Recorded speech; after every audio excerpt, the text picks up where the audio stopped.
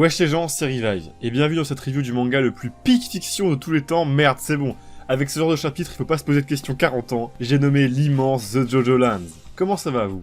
Je sais que vous l'attendiez celle-ci. J'ai jamais été autant spammé de « c'est quand la review ?» Et malgré mon temps toujours limité et ma vie qui va à 100 à l'heure, je comprends. J'ai réussi à me poser, à écrire sur cette dinguerie, et à vous livrer une review dont je suis très content. Alors posez-vous et profitez. Je ne vais pas passer 40 ans sur l'intro cette fois-ci. Merci énormément pour vos retours sur le jeu Vampire Hunter D qui me font chaud au cœur ainsi qu'à toute l'équipe, et sur la dernière review qui, malgré son retard, a trouvé son public sans souci.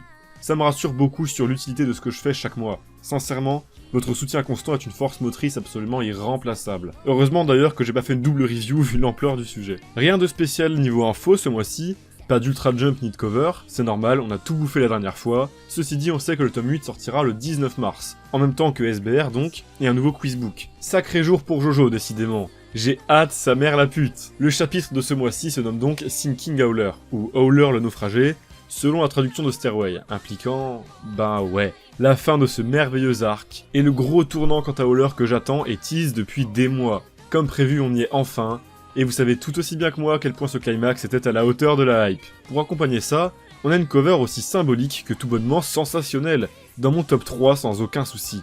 C'est d'une simplicité remarquable ce Jojo avec un parapluie sous sa propre pluie, alors que ça le traverse, et que le fait qu'il évite les gouttes c'est plus de son ressort que de celui de cet outil. Mais c'est le genre de truc qui coule sous l'évidence, en se disant « Bah oui Araki, oui, t'as juste raison, pourquoi personne n'y a pensé avant ?» Peut-être tout simplement car c'est la cover la plus raccord possible avec les événements du chapitre. Jojo a traversé tous les obstacles. Il a fait couler Howler en évitant toutes les galères, c'est une win absolue. Pour le moment certes, mais profitons de cet instant d'exaltation et plongeons dans l'analyse de ce chapitre exceptionnel.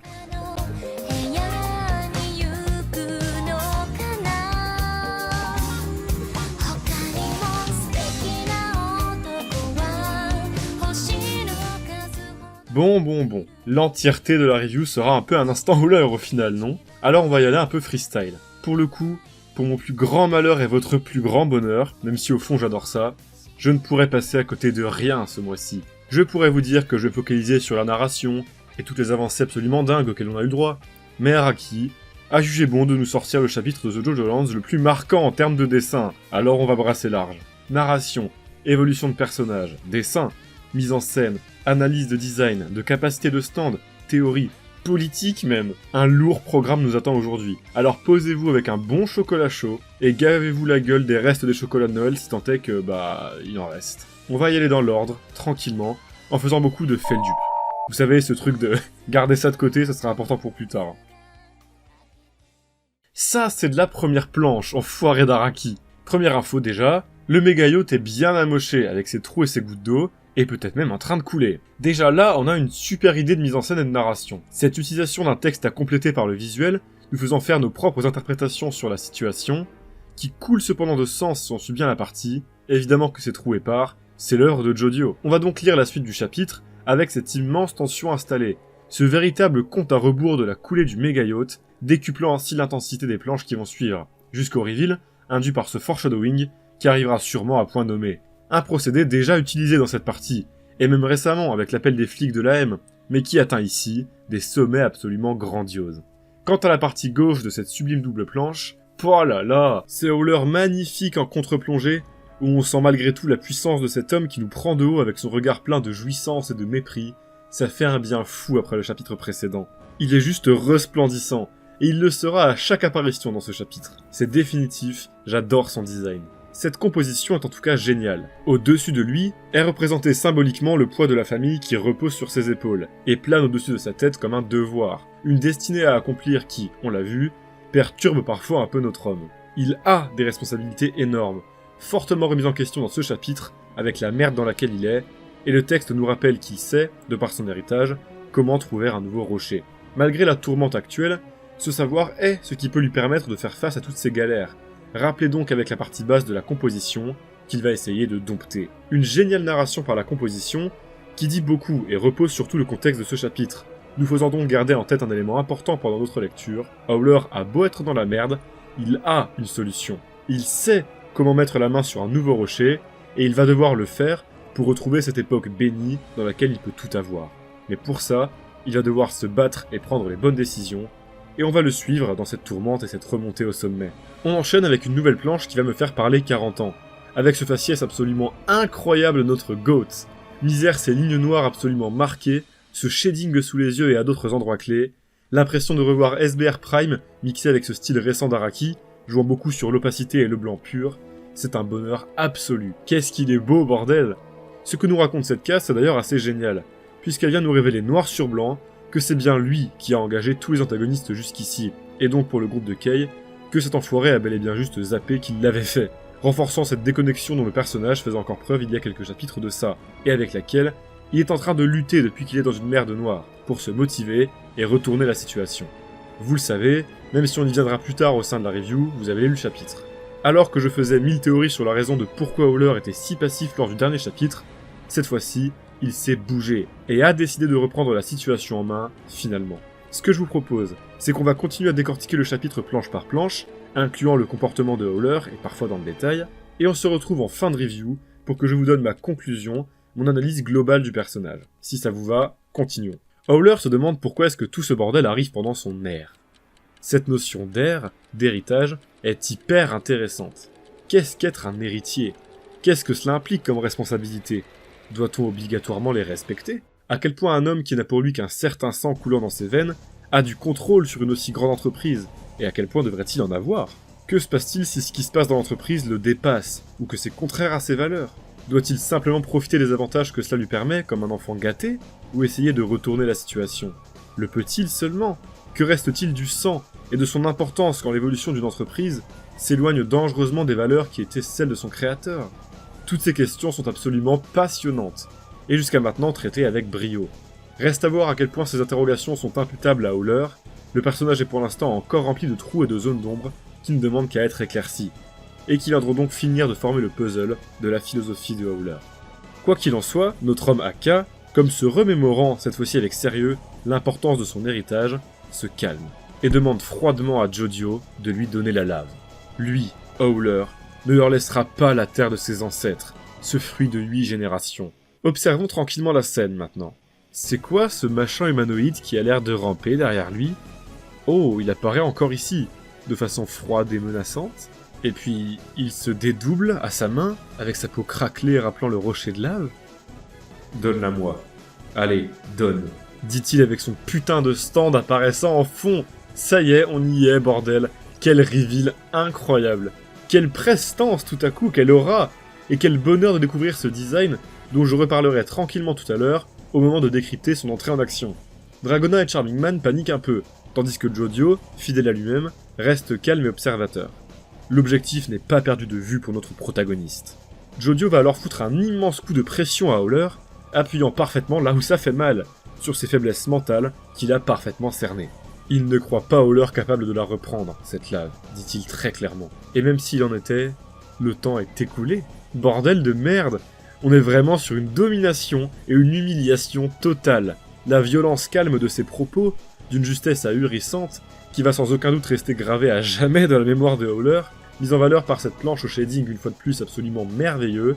On en a vu des Jodio pleins d'aura, mais alors des comme ça, putain de merde! Qu'est-ce que j'aime ce personnage! En lisant alors ce qu'il dit, on se remémore alors la première planche du chapitre, nous montrant le bateau amoché et fuyant, puis on voit les boules de la piscine glisser, l'eau couler, les documents passer même sous le nez de Howler. Ça, c'est le genre de détail très fort qui change tout, et tandis que Jodio dit « Accrochez-vous, ça va secouer », de façon très calme et sûre de lui, agrémentant ça d'une autre réplique humiliante envers Howler, on commence à capter un peu ce qu'il se passe, en tout cas dans nos têtes.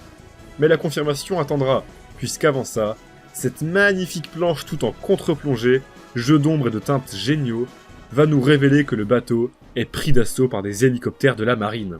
Quelle merveilleuse idée de voir ça depuis le point de vue de Howler. Quelle mise en scène encore une fois. Cette composition est absolument superbe. Puis ça enchaîne avec un plan large, parfaitement à propos, révélant l'ampleur du bordel. Ce dézoom nous permet en effet de voir que, en plus des militaires descendant en rappel à toute berzingue, avec un dynamisme fou et ses superbes effets de vitesse sur les pales et autres poussières magnifiques, le bateau est cerné de journalistes. L'homme est en direct à la télé. La détresse et la solitude qu'on ressent pour Howler dans cette planche est absolument magistrale. Le gouvernement est alerté, les médias sont alertés, il est foutu. La journaliste va annoncer que même si Howler est poursuivi pour fabrication d'armes illégales, aucun mandat de justice n'a encore été émis. Alors, que font ces marines ici? La réponse va nous apparaître très clairement, venant enfin confirmer tout ce qu'on a gardé en tête depuis cette fantastique planche d'intro. Le bateau est en effet tout simplement en train de couler. C'est pour ça que l'armée est là. Et c'était évidemment le plan de Jodio. Ce gros bâtard révèle tranquillement son stand à Howler, lui expliquant sans pression son pouvoir et le fait qu'il a, en effet, troué la coque du bateau pour le faire couler. Mais rien n'est encore fini. Le bordel ne fait que commencer. Et les surcouches de révélation arrivent, car Araki adore nous malaxer le cerveau, et nos attentes avec, dans The Jojo Lands. Tandis que Howler a à peine le temps de remettre Jojo, se disant que c'est lui, il se fait arrêter, et à nouveau victimisé avec un sale coup de crosse, d'une violence qui m'a carrément fait de la peine. Mais alors, c'était pas juste parce que le bateau coulait que la marine était là? Eh bien non, puisque la réelle raison de leur présence est une décision judiciaire, provenant directement de notre Funny Valentine 9ème du nom national, le président des États-Unis d'Amérique. Wow, putain de merde, qu'est-ce que c'est que ce bordel? Avant de décrypter tout ça, calmement, et d'écouter les explications de la journaliste, je trouve que ce reveal prenant nos attentes à contre-pied était à nouveau absolument brillant. Je l'ai raconté comme tel, histoire de faire ma narration, mais vous avez bien compris le fond. On se dit initialement que la marine arrive pour arrêter Howler, en fait non, y a pas de preuve, c'est juste car le bateau coule à cause de Jojo, chose brillamment mise en place depuis le début du chapitre d'ailleurs, pour qu'en fait non, ce soit bien pour arrêter Howler avec un ordre émanant du président himself, qui a donc sûrement trouvé quelque chose pour incriminer l'homme. Ça joue constamment avec nos couilles, nous faisant hurler comme pas possible à chaque couche supplémentaire. C'est un bordel monstre, maîtrisé d'une main de maître. Magistral, Araki, magistral. Bon alors, c'est quoi ces histoires de président? Déjà, je pense que ce serait une bonne idée que de décrire ce qu'est un décret présidentiel, terme utilisé au sein de ce chapitre pour décrire l'action effectuée par ce dernier. Un peu de politique donc, mais j'y connais rien, donc je peux dire des conneries. C'est pas non plus ce qui va nous donner les plus grandes clés de compréhension du chapitre, alors on va pas s'y attarder bien longtemps. Mais un peu de remise en contexte ne fait pas de mal. Aux États-Unis, les lois sont proposées et votées par le Congrès. C'est un fonctionnement très similaire à celui du Parlement français, avec quelques différences notables, mais l'idée est là. Globalement, le président américain est celui qui a le dernier mot sur les lois élaborées par le Congrès. Dans tous les cas, c'est un travail d'accord commun, les partis fonctionnent de concert. Le président ne décide pas tout seul de ce qu'il veut pour son pays, il a par exemple besoin de l'accord du Congrès pour déclarer la guerre. Mais, l'article 2 de la Constitution des États-Unis contient une idée permettant au président d'instaurer une loi sans même consulter le Congrès, dans des cas où une urgence l'exige. Ce fameux décret présidentiel. C'est notamment avec un décret présidentiel que la guerre du Kosovo a été autorisée sous Bill Clinton, et notre cher Donald Trump s'est bien régalé le premier jour même de son second mandat, en signant un nombre de décrets faramineux, sur lesquels je ne prononcerai pas mais wow, explosant le record du nombre de décrets signés au cours des 100 premiers jours du mandat d'un président américain. C'est une habitude assez commune aux États-Unis, de signer de nombreux décrets dès le début de l'élection d'un président, afin de corriger, entre guillemets, des choses qui ne plaisaient pas dans le précédent mandat. Mais là, c'est un véritable événement historique qui dépasse tout précédent.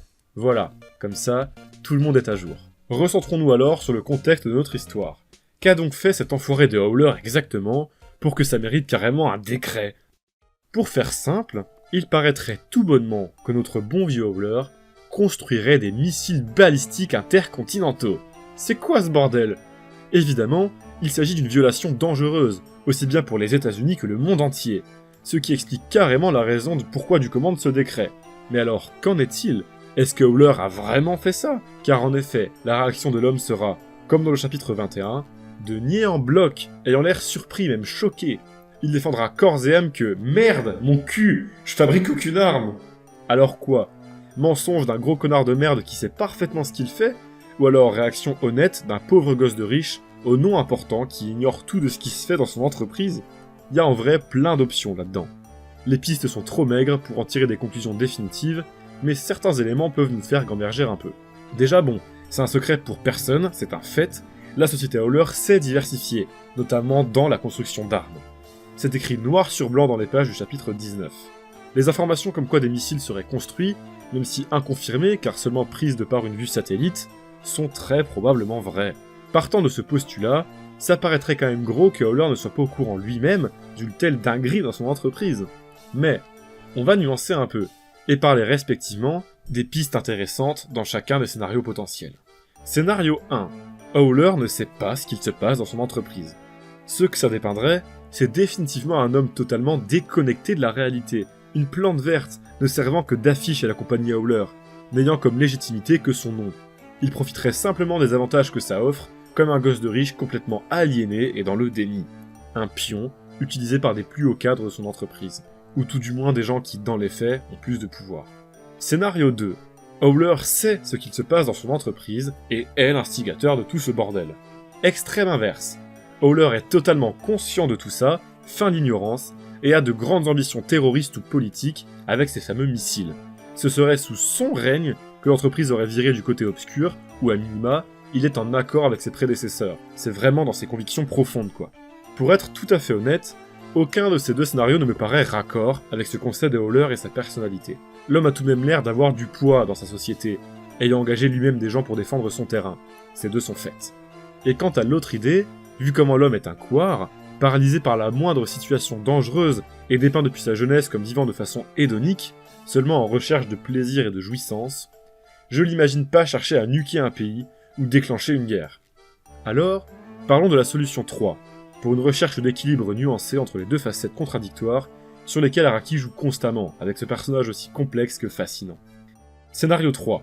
Howler sait ce qu'il se passe dans son entreprise, mais ça le dépasse complètement. L'homme sait très bien qu'un de ses prédécesseurs a instigé ce business d'armes, mais n'a jamais eu ni la conviction, ni la foi, de chercher à arrêter ce bordel, profitant des avantages de sa position en faisant l'aveugle.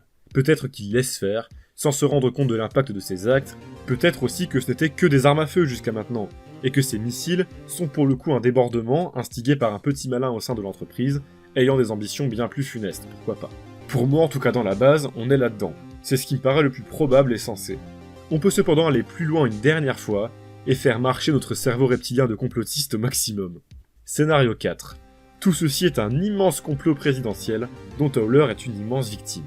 Et oui, et si Araki se jouait de nous balançant des informations au visage comme ça, alors qu'elles sont en réalité fausses? Et si l'homme prenait le parti de la métanarration pour nous raconter une histoire dans laquelle les présidents des États-Unis inventent des calomnies pour mettre la main sur ce terrain qu'il sait important, car il a connaissance des rochers de lave? Et si ce président était un personnage important, venant une fois de plus dépeindre la corruption de Hawaï et faire une véritable critique des USA, qui résonne particulièrement avec les actions récentes de notre cher Trump? Car ouais, ces décrets, ces missiles, ça fait un écho tout de même plutôt glaçant avec la réalité. Et si le président avait lui-même fait construire ses armes par Howler, et chercherait à retourner l'opinion publique contre lui, tout en jouissant de ces missiles qu'il balancerait sans passer par l'accord du Congrès? Plus j'y réfléchis, moins je trouve ça grotesque. Mais un peu quand même. Quoi qu'il en soit, je pense qu'un peu des éléments de chaque scénario est à prendre, et que la vérité se trouve entre ces quatre eaux. L'implication du président, faisant de ce dernier un personnage à minima un peu important dans le récit, racontant des choses sur les liens entre les gouvernements et les grandes entreprises, l'abus de pouvoir, tout ça, pour moi ce seront forcément des thématiques évoquées par The JoJo Lands. De là à aller aussi loin que le scénario 4, il y a un immense pas que je ne franchirai pas. Dans tous les cas, même si un troisième camp finit par faire son apparition, qu'il s'agisse du gouvernement ou d'un complot au sein de l'entreprise Howler, je pense que notre AK gardera son statut d'antagoniste principal. Il retournera la situation à son avantage, s'extirpera de sa propre entreprise, ou au contraire finira par la maîtriser totalement, développera des convictions profondes touchant à la physique même et au divin, manipulera à son tour avec un nouveau rocher, peu importe. Mais l'homme est à présent bien trop instauré et a pris bien trop d'importance pour n'être qu'un antagoniste secondaire. Il pourrait finir par s'avérer n'être qu'un simple allié à l'équipe, pour confronter ce troisième camp qui prendrait alors ce rôle d'antagoniste, oui. Mais je n'y crois pas, et c'est dans tous les cas une perspective que je trouve autrement moins intéressante que l'évolution mentale de Howler. On se retrouve en fin de review pour ma conclusion actuelle quant au personnage, encore une fois, et pour l'instant, voilà ce que nous allons garder en tête quant à ce président et ses armes. La suite s'annonce absolument passionnante, ça prend des proportions absolument dingo. Allez, reprenons le fil de l'histoire, le voulez-vous? Alors que l'homme est totalement ligoté, Howler se fait traîner comme un misérable sac à patates, et, l'air de rien, va annoncer tout doucement qu'il va signer les papiers. Le terrain, il leur donne. Wow. Avant de revenir sur cette incroyable révélation, parlons quelques instants de mise en scène, car dire que cette séquence est à la hauteur de ce reveal serait un doux euphémisme. Car misère, qu'est-ce qu'on vient de vivre? Le découpage est absolument somptueux. Dragona choqué, en opacité faible, prenant toute la hauteur de la planche. Charming Man aussi est sans voix, tandis que Jojo, lui, ne fait même pas mine d'être surpris, tapis alors dans l'ombre et placé en hauteur de Howler dans le découpage, telle la menace qu'il représente et le contrôle absolu qu'il exerce sur lui. C'est assez dingo. La page d'après vient confirmer tout ce qu'on comprenait sur la précédente de façon claire. Howler accepte, car c'est sa seule option à l'heure actuelle. Nos deux goats sont choqués, tandis que Jojo garde son flegme hautain, puis Howler explose en hurlant de le laisser les signer. Ses pleurs, ses hurlements alors que l'homme est complètement cerné, gun sur la tempe, c'est incroyable. Le niveau de cette planche et de ce qu'elle raconte, l'expression faciale saisissante d'un Howler plus désespéré que jamais, qui se résout à faire ce qui lui paraît être la seule solution pour se sortir de cet immense bourbier, l'urgence absolue de la situation est parfaitement démontrée par cet encerclement aussi bien des soldats que des lignes de vitesse. Non, c'est absolument grandiose. Et ça continue, avec Howler criant à Jojo de se dépêcher, détail débile, mais cette prononciation de son nom me fout des frissons. Ça y est, leur relation commence à se créer. Quant à notre GOAT, il reste là, jambes écartées, coude sur les cuisses, recroquevillé au niveau de Howler, et lui demandant de façon aussi calme qu'humiliante si tous les termes du contrat sont bien clairs. Putain, ce niveau d'aura farming que j'aime ce protagoniste de tout mon cœur. On sent à quel point cet enfoiré a tout réussi dans cet arc. Son flegme, son QI démentiel mixé avec sa sociopathie, faisant que dès lors qu'il a un objectif en tête, il ne s'en détournera jamais, démontrant aussi un ascendant complet sur Howler, car sa capacité à discerner les émotions des autres l'a fait le cerner de toutes parts. Non, c'est génial. Une véritable démonstration de la terreur que peut inspirer Jojo, et de son caractère absolument unique par rapport aux autres Jojo. Bon alors maintenant, qu'est-ce que ça veut dire que l'homme décide de signer? Vous m'auriez vu en lisant le chapitre, j'ai beau avoir été comme un dingue tout le long, c'est bien la révélation qui m'a fait l'effet d'une bombe. Si vous suivez mes reviews depuis longtemps, vous connaissez mon analyse de cet arc du bateau, et de la façon dont j'avais prévu qu'il se termine pour moi. Je l'imaginais comme l'arc de la révélation de Howler en tant que grand antagoniste, menant à une fuite de sa part après avoir révélé son stand et finit par exploser sur le bateau, s'enfuyant avec la lave, dictant ainsi la direction à venir pour The Jojo Lands. Notre groupe va traquer Howler pour l'avoir à la legit, se battant à leur tour contre le pouvoir de la lave. J'avais raison sur cette révélation de Howler et sa disparition soudaine, mais le truc qui change absolument tout, c'est que, au lieu qu'il s'agisse d'une défaite pour nos héros, qu'ils reviennent à leur point de départ initial, avec peut-être un drame ayant survenu qui plus est, c'est l'inverse total. Il s'agit d'une victoire absolue, et ce, car Howler a décidé de signer. Évidemment, ça ne va pas être aussi simple, et on va en parler juste après. Mais dans les faits, pour l'heure, nos héros sont en situation de supériorité, et ont réussi leur objectif, partant du bateau tout tranquillement, en attendant le fruit de cet enchaînement d'événements. Si Howler a signé, pour moi, c'est car la situation était beaucoup trop tendue. Malgré son stand ayant l'air très fort, l'homme ne peut rien faire contre un gouvernement entier. Il ne peut pas juste buter tout le monde, aussi fort soit-il. Alors, l'opportunité la plus bénéfique pour lui actuellement, c'est de sauver les meubles et de fuir. On le sait, nous, que le contrat stipule bien qu'il n'en est rien, la banque n'a pas de terrain, Howler est absolument fini. Ça, je pense que l'homme ne le sait pas, et ça va être un nouveau coup à surmonter, dont je me languis de voir la manière dont il réagira. Cependant, n'oublions pas, comme induit au début du chapitre, la masterclass de narration de l'arc frappant encore, que Howler a les clés pour trouver un nouveau rocher. Pour moi, l'homme cherche donc à battre en retraite, pour faire sa tambouille dans son coin avec le rocher.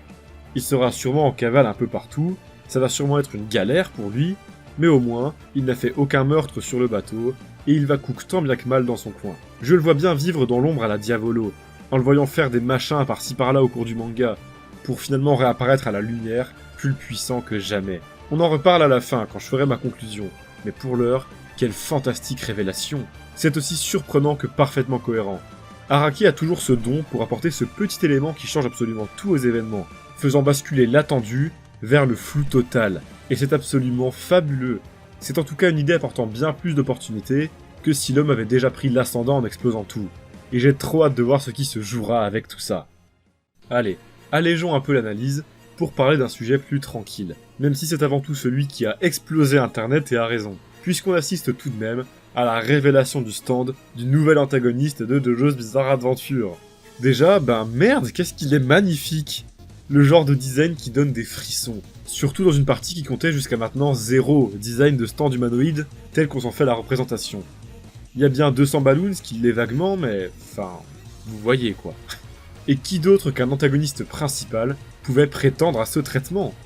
Non vraiment, ça m'a fait quelque chose de voir un stand du genre dans cette partie.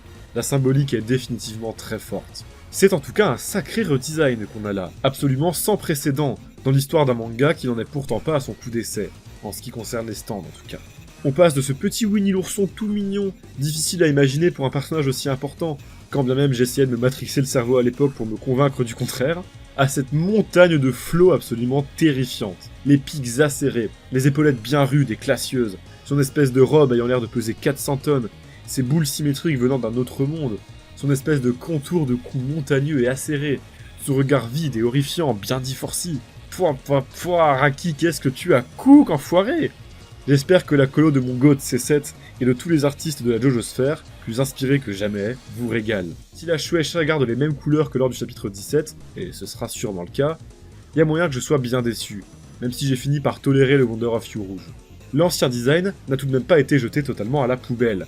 La manière dont il apparaît, en rampant dans l'ombre, les effets de poussière qui s'en dégagent, ainsi que cette peau craquelée, restent bien présentes. Le concept est assez similaire, mais son design a été revu, sûrement pour lui donner un aspect menaçant. De mon côté, vous l'avez compris, je suis totalement convaincu. Je me languis de voir ce que vous en pensez en commentaire.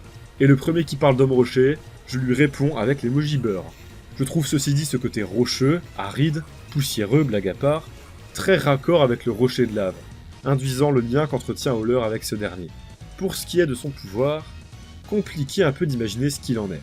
S'il s'agit bien de l'introduction d'un stand de méchant principal, et pour moi on est là-dedans, dans une situation de stand pouvant évoluer à la Killer Queen ou Whitesnake d'ailleurs, selon moi, expliquant son reveal assez tôt, c'est bien normal qu'on ne comprenne pas ce qu'il se passe.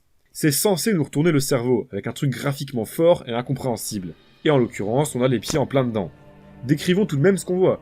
Du stand émane une brume, aux propriétés a priori spéciales. Une panique générale survient alors chez les soldats, tandis que Howler a retrouvé un calme glaçant, ne disant plus un mot. Howler laisse tomber son stylo, puis ce dernier fonce dans la jugulaire d'un soldat, le faisant penser qu'on l'attaque et alors tirer comme un demeuré. Tandis que toute l'équipe, même Jodio, est paniquée, et que le stand apparaît en prenant toute la hauteur pour montrer son aura menaçant toute la scène, Howler, dans une pose et un regard qui me fait frissonner, disparaît soudainement, esquivant ainsi toutes les balles qui lui étaient destinées. Le reveal du stylo dans la jugulaire se fait d'ailleurs maintenant, alors qu'on ne comprenait pas exactement pourquoi le soldat tirait partout dans la planche précédente. Un pouvoir qui a cloué sur place tout le monde, même Jodio, menant à la disparition de Howler, et à une page d'une puissance redoutable, mettant le point définitif sur l'histoire. Dans un silence de mort, Aka Howler a apposé sa signature. De façon incompréhensible qui plus est, pendant l'activation de son stand sans aucun doute. L'homme nous laisse là-dessus, sûrement pendant de nombreux chapitres, alors que sa dernière phrase prononcée « Peut-être que mon ère prend fin, une ère où tout était béni », nous restera systématiquement en tête pendant les prochains mois à la lecture de ces chapitres. Que c'est brillant, sa mère la pute. Que s'est-il passé alors avec ce stylo? Ce qu'on voit concrètement, c'est une zone de brouillard qui a fait en sorte que Howler puisse diriger ce stylo absolument où il veut. A priori, l'homme a signé les documents, puis planté le stylo dans la jugulaire du soldat, et ce, en l'espace d'un instant. Voilà, fin de l'histoire. Les déclencheurs, les limites, le pouvoir exact, tout ça c'est encore bien loin. Tout ce que j'ai à dire, c'est qu'un stand de manipulation spatiale, et peut-être temporelle, vu la vitesse de la chose, ouais, on est bien dans un pouvoir digne d'un antagoniste principal. Vous avez aussi été nombreux à pointer la dualité entre ce stand pour l'instant non nommé, hâte de le connaître, son petit nom, misère, et November Rain. L'un mouille, l'autre assèche. L'un crée une zone inaccessible, représentant parfaitement la psyché de son manieur, et l'autre, la maîtrise immédiate de son environnement. L'un fait tomber, avec le poids de cette pluie, l'autre surélève, avec ce stylet qu'il a pu contrôler. Même si pour celle-ci, je pense que c'est un peu tôt pour dire que c'est bien ce qu'a fait le stand. Dans tous les cas, on a comme point commun cette loi du plus fort, ces deux stands basés sur la création d'une zone, l'étente d'un territoire, aussi bien métaphoriquement que concrètement. Merci Doren pour cette géniale idée. Ouais, peut-être qu'on se monte tous la tête avec l'histoire d'antagoniste principal, peut-être oui. Et s'il doit venir un jour où un troisième camp arrive, et où je dois reconnaître ma défaite platement, je le ferai. Mais sachez que je serai un homme triste. Car Howler, toi et ton stand, je vous aime. Ne me décevez pas, Inna. Pour l'instant, je suis confiant. Allez, avant de terminer sur ce chapitre, voici mon petit pavé de conclusion quant à notre bon vieux Howler, résumant tout ce que j'ai pu en dire lors de ce chapitre. Howler a toujours vécu dans l'opulence, le pouvoir offert par le rocher de lave, comme parfaitement expliqué par son grand-père lorsqu'il était jeune. Ses responsabilités de l'entretenir, cet héritage symbolique et concret dont Howler a la charge. Il ne s'en est jamais trop soucié à l'heure actuelle, voyant que tout marche bien pour lui, profitant à fond de son héritage et de cette situation, sans prendre conscience de ce que ça implique, malgré les tentatives de son grand-père, à l'époque, de lui inculquer le fait de ne pas se reposer sur cette bénédiction. Son entreprise et ses activités sont un monstre tentaculaire, le dépassant plus ou moins, ne voyant avec cette dernière qu'une opportunité de vivre en parfait hédonisme. On ne sait toujours pas à 100% ce qu'il en est, mais il est très fort probable que le rocher ne soit plus en possession de la famille Howler, et que ce dernier ne se soit même pas inquiété ou même rendu compte avant que la lave ne lui revienne dans la gueule avec les actions de Jojo et son équipe. Il dira que cette lave appartient à la famille Howler, mais sachant comment Rohan se l'est procuré, c'est vrai qu'il y a Rohan dans cette partie, je pense qu'il dit ça plutôt de façon symbolique, genre oui, ça a été obtenu sur leur terrain et elle doit leur revenir. L'homme est un pur produit du capitalisme, arrivé à la tête d'une entreprise immense qui le dépasse complètement, avec un veto sur ces fameuses armes qui, selon la connaissance et l'implication de Howler dans tout ça, affineront les contours de son évolution mentale.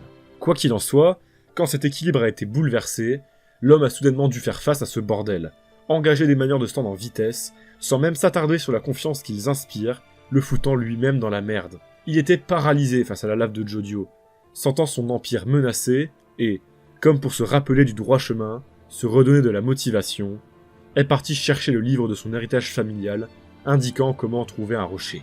Ça n'a cependant pas suffi entièrement à le calmer, vu la merde qu'il y avait sur son bateau lors des derniers chapitres, l'homme était paralysé à nouveau face à toutes ces révélations et ce grabuge.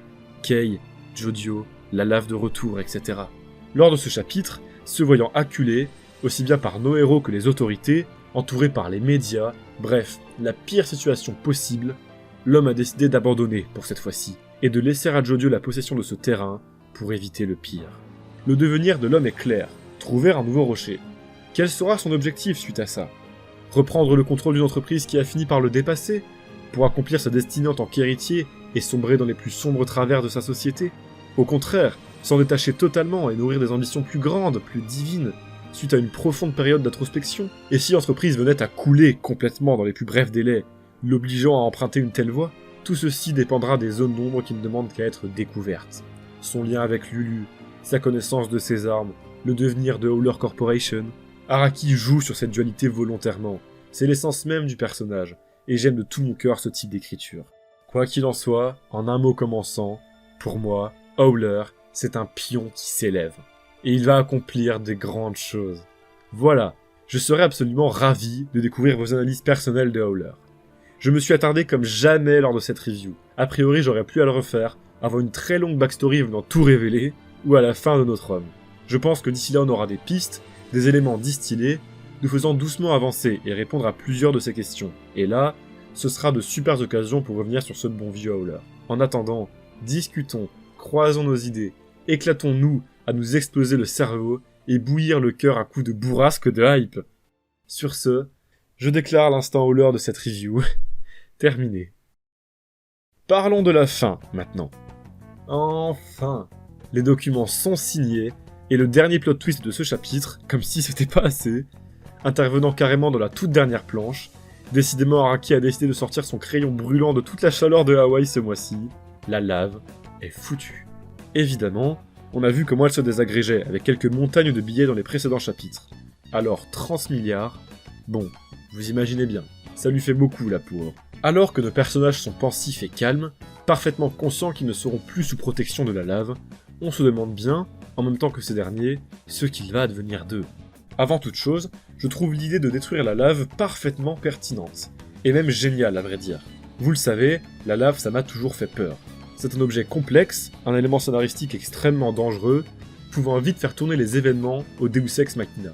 Là, pendant ces 30 chapitres d'apparition, elle a été utilisée, je trouve, à la perfection. Je trouve ça génial qu'on s'arrête là-dessus, quant à nos personnages. Ils vont devoir maintenant composer sans. Elle va sans aucun doute réapparaître, être vecteur d'enjeu cette fois-ci antagoniste, avec pourquoi pas nos personnages qui vont subir ses effets. Ce sera aussi casse-gueule à ce moment-là, un véritable défi narratif, mais je fais confiance à Araki. Il l'a déjà un peu fait avec Rohan, ses contours sont tout de même relativement bien dessinés, et il a le temps de gamberger quant à la manière de la réintroduire.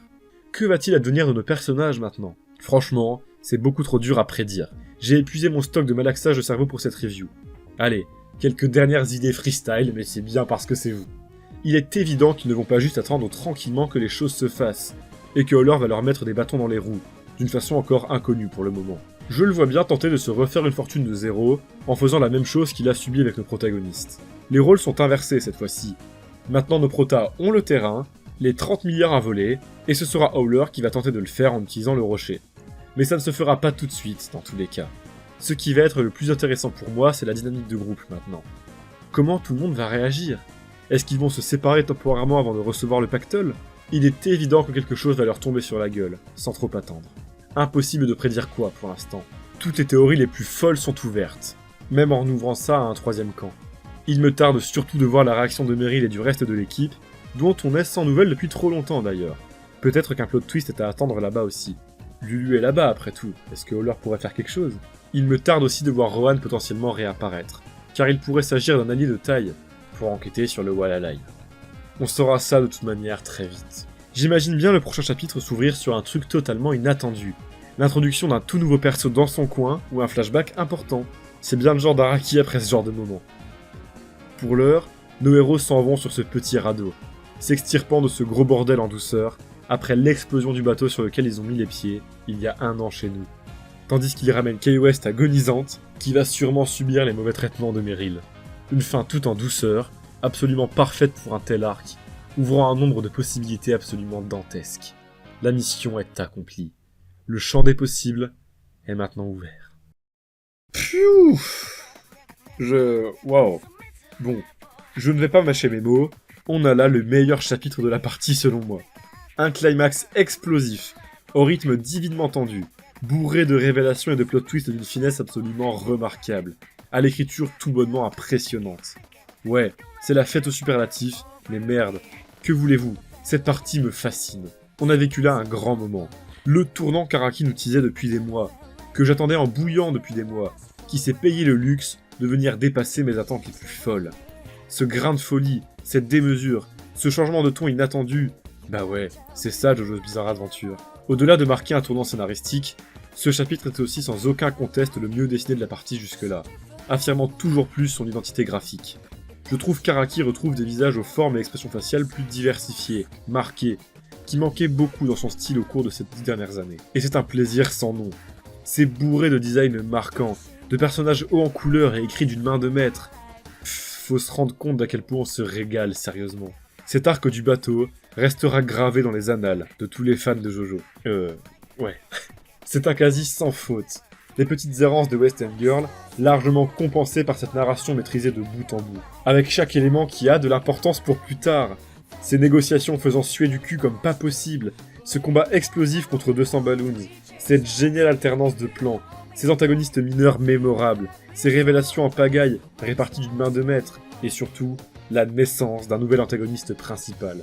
Écrit d'une façon aussi originale que merveilleuse, venant se conclure sur un climax tout en révélation de stand, et en victoire laissant la porte ouverte à tous les scénarios les plus alambiqués du grand art, tout simplement exemplaire.